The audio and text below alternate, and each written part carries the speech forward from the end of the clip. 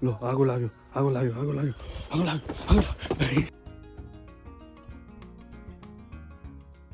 मेरो हातमा के छ होला हेर्नुहोस् है, फर्सी यो सानो सानो किन टिप्यो भन्नुहुन्छ होला। मैले एउटा सानो जुगाड बनाएको छु। के बनाएको छु, हामीले भर्ने पोली ब्यागतिर राखिदिएको छु। यो भयो भनेदेखि फार्ममा टिप्यो ल्याएर यहाँ हालिदियो।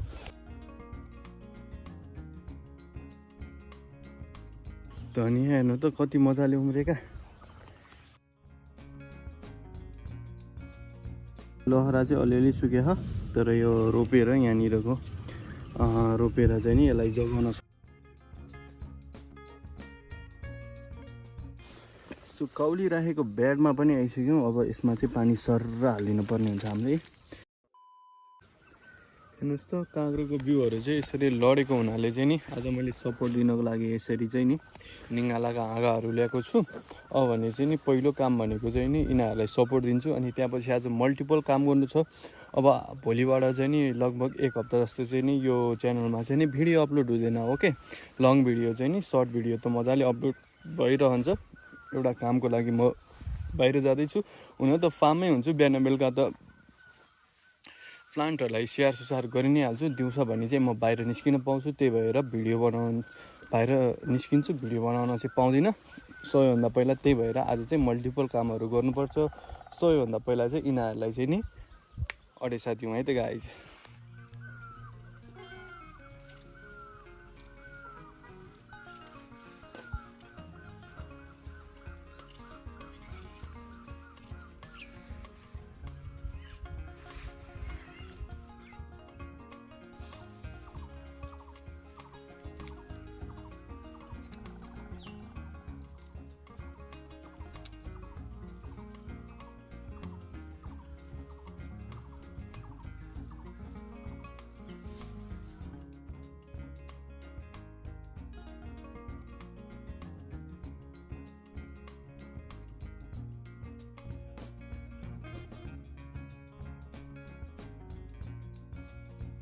यसरी सपोर्ट पायो भनेदेखि चाहिँ नि यहाँ माथि जालीवाला थाङ्रोसम्म पुग्नलाई एकदम सहज हुन्छ।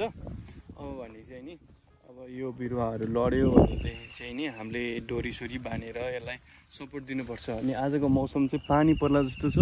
अब फर्सीमा पानी हाल्नुपर्ने, अब हालौँ कि नहालौँ दोधाना परिरहेको छु। अब भने चाहिँ नि हामीले धनियाँ अस्ति नै छरेको थियो नि, त्यो ठाउँमा जाउँ, के भयो कसो भयो हालखबर बुझ्नको लागि है त गाइज। जानुभन्दा अगाडि चाहिँ मैले यसमा पानी छोडिदिने विचार गरेँ। एकदम साह्रो भएको कारणले यो गोडमेल गर्नु पनि पर्छ। यसमा चाहिँ पानी छोडिदियो भनेदेखि चाहिँ गोडमेल गर्न सजिलो हुन्छ। पहिला सुरु पानी छोडिदिउँ है त यसमा। हिजो चाहिँ यता हाम्रोतिर चाहिँ खासै पानी परेन। तपाईँहरूकोतिर चाहिँ पर्यो कि परेन कमेन्ट गर्नु है त। यसरी चाहिँ यसमा मैले पानी छोडिदिन्छु। अनि आज पऱ्यो पनि नपऱ्यो पनि केही फरक पर्दैन। सो अब भने चाहिँ धनियाँ रोपेको ठाउँतिर जाउँ है त गाइज।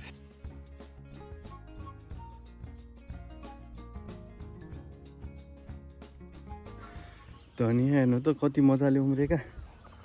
कुनै ठाउँमा यसरी बाग्लरी उम्रिछन्, कुनै ठाउँमा ठिक्करी उम्रिछन्। यस्तो सेतो सेतो लाम्चा लाम्चा झारहरू आए, पानी लगाएर आएको हुन त खासमा। यति मजाले चाहिँ नि धनियाँ चाहिँ मजाले उम्रिएको छ। अब असिना पानीले चुट्याउनु भने चाहिँ यो राम्रैसँग ग्रोथ हुन्छ है। यति मजाले छरेको चाहिँ लगभग सबै नै उम्रेछन्, सबै नै यति मजाले उम्रेछन् कि। अब यसमा भएको अलिअलि झारहरू चाहिँ अहिलेदेखि उखाल्दै गर्छु। एकछिन झार उखालौँ है त गाइस, मेन कुरा।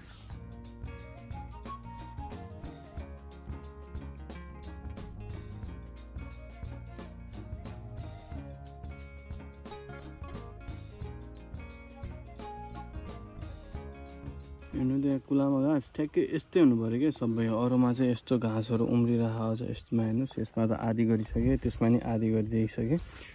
अब यसरी चाहिँ नि अहिलेको भनेको चाहिँ छिटो छिटो सर्छ मेलो होइन। पछि भनेको चाहिँ नि धेरै घाँसहरू गरेर टाइम लाग्छ क्या। अनि यो यसरी घाँस उखाल्दाखेरि चाहिँ नि यो जराले चाहिँ नि के हुन्छ भन्दाखेरि यसरी जरा आउँदाखेरि यो धनियाँको पनि जरा उखालिन्छ अनि मर्छ क्या ठुलो भइसकेपछि झारहरू।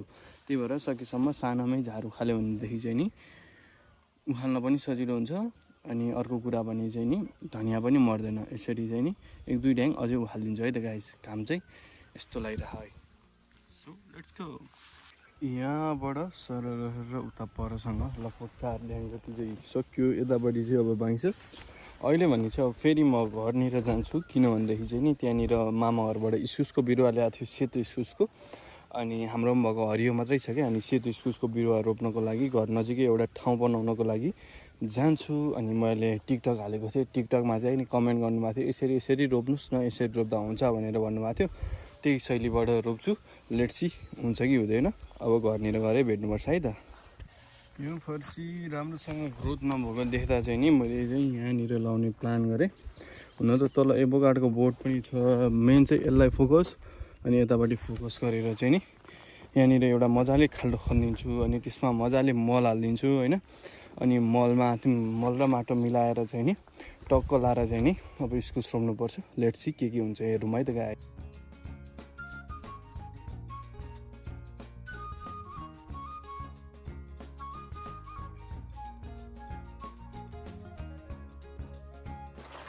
यसरी मल ल्याएर पनि हालिसकेँ।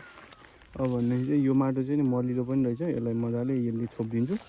अनि अहिले खाजा खाएर आएर चाहिँ रोप्नुपर्छ। अहिले घाम छ, फेरि बिरुवाहरू ओइलाउन सक्छ, त्यो कारणले चाहिँ नि खाजा खाएर आएर रोपिदिन्छु। यो मल माटो मिलाएर चाहिँ नि फ्रेस भएर खाजा खाएर अनि बल्ल तपाईँहरूसँग भेट्छु है त। यसरी लहरा चाहिँ अलिअलि सुके छ, तर यो रोपेर यहाँनिरको रोपेर चाहिँ नि यसलाई जोगाउन सकिन्छ। सो खाजाहरू खाएर पनि आइसक्यो। यो दुइटा चाहिँ म एकै ठाउँमा रोपिदिन्छु। 4-5वटा एकै ठाउँमा रोपिदिनु भन्नुहुन्थ्यो उहाँले त। अब हामीसँग चाहिँ अहिले दुइटा मात्रै भएको कारणले दुइटा चाहिँ यहाँनिर रोपिदिन्छु। Let's enjoy the video.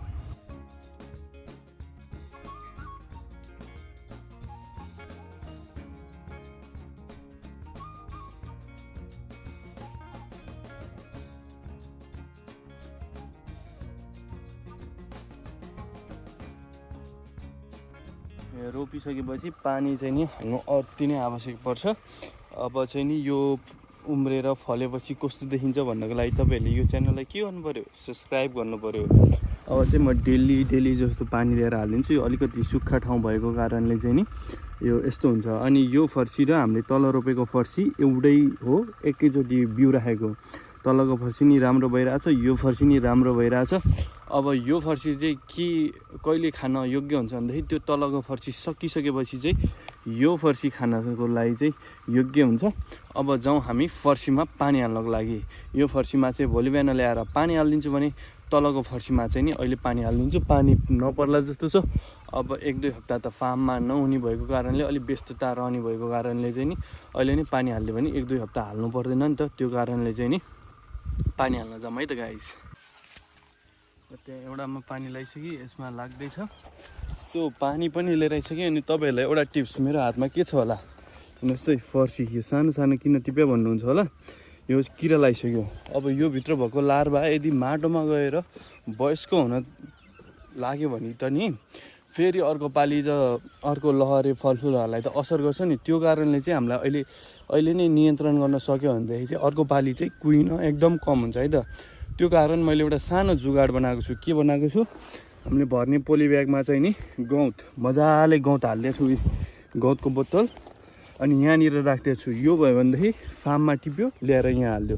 अब यसलाई कसरी हाल्ने भन्नुहुन्छ भनेदेखि टक्क टुक्रा पार्ने, यसरी फल टुक्रा पार्ने है। यहाँभित्र हेर्न सक्नुहुन्छ लार्भा हल्ला देख्नुभयो। अब यसलाई टक्क टक्क हालिदिने, टक्क यो भित्र नि हुन्छ। अब यसरी टुक्रा पारेर हालिदिएपछि यो लार्भा चाहिँ नि मर्छ। यसरी चाहिँ हामीले फर्सीमा लागेको किराहरूको नियन्त्रण गर्न सक्छौँ। हातमा छ कि छैन हेर्ने। यसलाई सकेसम्म जमिनमा गएर वयस्क हुन नदिने कि। यसले चाहिँ अब जमिनमा जान्छ, लार्भा बन्छ होइन मजाले। अनि बस्छ यो बर्खा सकिन्छ। बर्खा सकेपछि फेरि अर्को पालि लहरे फर्सी हुनेखेर चाहिँ नि लहरे फर्सी लहरे बाली हुनेखेर चाहिँ नि यिनीहरूले फेरि असर गर्छ। त्यो कारणले चाहिँ नि हामीले यसरी हाल्यौँ भनेदेखि चाहिँ नि यो लार्भा यहीँनिर खत्तम। अब यसको पुतलीलाई मार्न सक्यो भने एकदम राम्रो। अब होइन मार्न सकेन भने यसरी नै नियन्त्रण गर्दै जान सकिन्छ। यो भने चाहिँ एकजना किसानले मात्रै गरेर हुँदैन। जस्तै अङ्कलकोमा छ भनेदेखि अङ्कलले नै यही उपाय अपनाउनु पर्छ होइन, नियन्त्रण गर्ने। सबै वरिपरिको किसानहरूले यही नियन्त्रण गर्ने उपाय अपनायो भनेदेखि चाहिँ नि यो सफल हुन्छ, होइन भनेदेखि चाहिँ नि एउटाले मात्रै गर्ने अरूले नगर्ने हो भनेदेखि चाहिँ नि यो सफल हुँदैन। यसरी चाहिँ नि पानी लाउँदाखेरि कुन कुन फल कुहिया छ कुन कुन छैन होइन त्यो पनि अवलोकन गरिन्छ। त्यही भएर तरकारी खेतीमा चाहिँ नि दिनदिनै आउनुपर्छ भनेको कारण त्यही हो है त गाइज। अनि त्यहाँ पानी लागुन्जेल चाहिँ म यता छेउछेउमा रोपेको सिमीमा हजारीले पानी पनि हालिदिन्छु।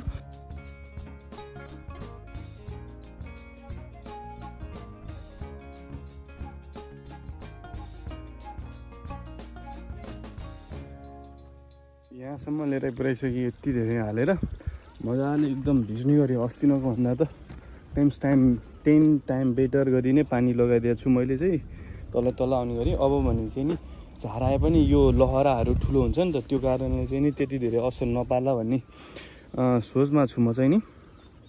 टक्क लाएर अब सबैमा पानी हालिदिन्छु। अनि यहाँ माथि यहाँ राजमा रोप्छु है त, यो पानी लाउँदै राजमा रोप्छु। पहिला चाहिँ सिमीमा नि पानी हाल्दैछु, सिमीमा पनि पानी हालौँ। अनि पानी हालिसकेर यता माथि राजमा रोप्ने तर्खरमा छु है त, राजमाको बिउहरू पनि ल्याएको छु मैले। सो लेट्स सी गाइस के गरिन्छ आज। मौसम यसो हेर्दा त पानी पर्ला पर्ला जस्तो नि छ, तर के गर्नु पानी पऱ्यो नि केही हुँदैन हामीले लगाएको। अब यहाँ पानी लाग्दै गर्छ। म भन्ने चाहिँ यता यसो राजमा छ, यहाँ राजमा रोप्ने तर्खर गर्छु है त गाइस। यताको 3-4वटा यो आँख्लाहरू त मलाई थाहा छ यसमा चाहिँ हुन्छ भनेर होइन, यसमा के रोपिन्छ भनेर। यतापट्टि चाहिँ नि के रोपिन्छ भन्ने कुरै एनालाइज भएन कि, किन भनेदेखि घिरौँलाको बिउ पनि उम्रिएको छैन, तिते करेलाको उम्री छ, लौकाको उम्री छैन। अनि मैले यही 4वटा राखेँ, 3टा राखेँ। अब यतापट्टि उम्रेन भनेदेखि चाहिँ काँक्रै रोप्नु पर्ने पनि हुनसक्छ। काँक्रो रोपियो भनेदेखि पनि राजमा त लाउनु मिल्छ, तर काँक्रो अलिकति बाक्लो हुन्छ लौकाहरूभन्दा पनि कि। त्यो हिसाबले चाहिँ नि अब एनालाइज गर्न सकेन, यो 3-4वटा स्टेपमा चाहिँ लगाइदिन्छु है त गाइज म।